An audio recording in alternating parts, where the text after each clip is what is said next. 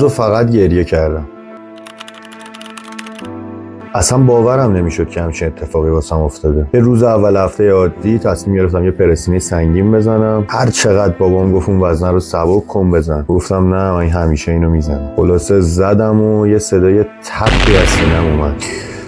تو آمادگی مسابقه هم بودم، هیچی دیگه. جاتون خالی نشستم کنار اسمیت باشگاه، فقط گریه میکردم. نه از درد سینم، از اینکه همه آرزوام داشت پوت میشد میرفت رو هوا. یه چند دقیقه نشستم، گفتم شاید سینم پاره نشده. رفتم حرکت بعدی رو بزنم، دیدم نه اصلا جون نداره. نمیتونستم باشگاه برم بیرون، اصلا دنیا رو سرم خراب شده بود. رفتم رو تردمیل، یه ساعتی رو تردمیل راه رفتم و دویدم. آروم نمیشدم. خیلی اومده بودن گفته بودن که چرا انقدر تاکید داری روی اینکه پرسینه آلتر نزنیم، چون من دردشو کشیدم و نمیخوام این اتفاق واسه کسی دیگه ای بیفته. حتی اگه یه نفرم آگاه بشه واسه من کافیه. داستان پارگی سینه من سر دراز داره و توی یه ویدیو جا نمیشه.